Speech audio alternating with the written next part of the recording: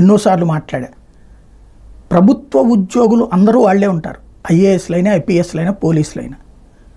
Lime లైట్లో side లైట్లో ఇంతే ఉంటుంది తప్పించి వీళ్ళందరినీ తీసేసి కొత్త వాళ్ళని తీసుకురాలేరు కదా. ఇది కామన్ థింగ్. అది అర్థం కాకుండా ఎవరి ఆస్పెక్ట్లో వాళ్ళు మాట్లాడుతారు. ఇంకోటి, అధికారంలో ఉన్న వాళ్ళ పక్షానే పనిచేస్తారు ఏ ప్రభుత్వ ఉద్యోగి అయినా సరే, నాడు జగన్ అయినా నేడు బాబు అయినా. ఇది కామన్ సెన్స్తో ఆలోచిస్తే అర్థమవుతుంది. అలా కాకుండా వాళ్ళని రాజకీయ పార్టీల కార్యకర్తల్లాగా తయారు చేస్తున్నాం, మనం తోసేస్తున్నాం వాటికి. అలాగే ప్రతి దాంట్లో ఒక రచ్చ చేసుకుంటూ వచ్చిన పత్రికలు కానీ ఇది ఫైనల్గా ఇప్పుడు మళ్ళీ అది తేడా వచ్చేటప్పటికి ఇదిగో అధికారిని అట్టెట్ట బదిలీ చేశారు, ఈ అధికారికి కీలక పోస్టులు ఎట్ట ఇచ్చారు, ఇట్లా మాట్లాడుకుంటూ పత్రికలు రాసుకొస్తున్నాయి. అందులో ఆంధ్రజ్యోతి సగటు కార్యకర్త ఎన్ని చూస్తూ ఉంటాడు, పట్టించుకోడు.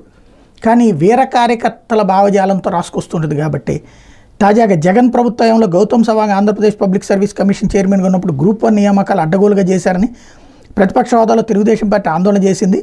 ఉద్యోగ నియామకాల్లో అవినీతి ఏరులై పారిందని తీవ్ర ఆరోపణ చేసింది. ఇప్పుడు ఆ పార్టీ అధికారంలోకి రాగానే వాళ్ళకే పెద్దపీట వేసింది. అత్యంత కీలకమైన డివిజన్లకి ఆర్డీఓలుగా నియమించింది. ఇది రెవెన్యూ శాఖలో చర్చనీయాంశంగా మారింది. గురువారం రాత్రి ప్రభుత్వం విడుదల చేసిన ఆర్డీఓల బదిలీల ఉత్తర్వులు చూసి సీనియర్ అధికారులు విస్తుపోతున్నారు. 2022-24 బ్యాచ్ పీడీసీ ప్రొబేషనరీ డిప్యూటీ కలెక్టర్లను గుంపకొత్తగా ఆర్డీఓలుగా నియమించారు. తీవ్ర వివాదాస్పదమైన 10/1999 బ్యాచ్ అధికారులకి ఇక్కడ కీలక పోస్టులు కట్టబెట్టారు. దీంతో బదిలీలో ఏం జరిగిందన్న చర్చకు దారితీస్తోంది.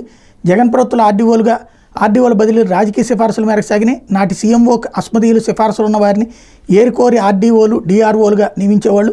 తిరుపతి, విశాఖ, గుంటూరు, రాజమండ్రి, కాకినాడ, చిత్తూరు, పలమనేరు, మదనపల్లె, కర్నూలు, కడప తదితర డివిజన్లలో జగన్ సామాజిక వర్గం వారిని ఆర్డీఓలుగా నియమించారు. మాజీ డీజీపీ గౌతమ్ సవాంగ్ ఏపీపీఎస్సీ చైర్మన్గా ఉన్న సమయంలో గ్రూప్ 1 నియామకాలు జరిగాయి. పరీక్షలు అడ్డగోలుగా నిర్వహించారని అప్పట్లో విమర్శలు వచ్చినాయి. ఇదే అంశం మీద నాటి ప్రతిపక్షంలో టీడీపీ పెద్ద పోరాటం చేసింది. గ్రూప్ 1 నియామకాలు రద్దు చేయాలంటూ రాస్తారోకోలు చేశారు. జగన్ మరికొందరు గ్రూప్ 1 పోస్టులను అనర్హులకు అమ్ముకున్నారని, పేపర్లు ఇచ్చేసి అక్రమాలకు పాల్పడ్డారని, దీని మీద సమగ్ర విచారణ జరిపించాలని టీడీపీ నేతలు ఆరోపణలు చేశారు. 2022 బ్యాచ్లో నియమితులైన వాళ్ళని ఆర్డీఓలుగా డిఆర్ఓలుగా నియమించవద్దని ఎన్నికల సమయంలో డిమాండ్ చేశారు. ఆర్డీఓలుగా ఉన్న వాళ్ళని తప్పించాలని టీడీపీ ఉద్యమాలు చేసింది. వాళ్ళని ఎన్నికల విధులకు పూర్తి దూరంగా ఉంచాలని ఈసీని ఆ పార్టీ నేతలు కోరారు. టీడీపీ నేతృత్వంలోని కూటమి ప్రభుత్వం ఇప్పుడు 57 మంది ఆర్డీఓలను బదిలీ చేసింది. అందులో 2022 బ్యాచ్కి చెందిన 24 మందికి అత్యంత కీలకమైన డివిజన్లో పోస్టింగ్ ఇచ్చింది. తీవ్ర ఆరోపణలు ఎదుర్కొన్న 6 అతి ముఖ్యమైన డివిజన్లను కట్టబెట్టింది. 2024 బ్యాచ్కి చెందిన 13 మందికి కూడా కీలక డివిజన్లకి ఆర్డీఓలుగా నియమించింది. అక్టోబర్ 4తో వాళ్ళ శిక్షణ పూర్తి కాబోతుంది. అయినా వాళ్ళకి ముందుగానే ఆర్డీఓ పోస్టులు కట్టబెట్టడం రెవెన్యూలో చర్చనీయాంశంగా మారింది. హెచ్ఆర్డీలో శిక్షణ పూర్తి చేసుకున్న వాళ్ళకి రెవెన్యూలో నేర్చుకోవడానికి అవకాశం ఉన్న పోస్టులు ఇస్తారు. కానీ వీళ్ళకి శిక్షణ ఇవ్వకముందే, పూర్తి కాకముందే ఆర్డీఓలుగా అవకాశం ఇచ్చారు. 10/1999 బ్యాచ్లోని కొందరు అధికారుల మీద తీవ్ర ఆరోపణలు ఉన్నాయి. వాళ్ళని రెవెన్యూ నుంచి వెనక్కి పంపించాలని సుప్రీంకోర్టు గతంలో తీర్పు ఇచ్చింది. జగన్ ప్రభుత్వం ఆ పని చేయకపోగా వాళ్ళకి కీలక పోస్టు కట్టబెట్టింది. ఇప్పుడు కూటమి ప్రభుత్వంలో అదే చేశారు.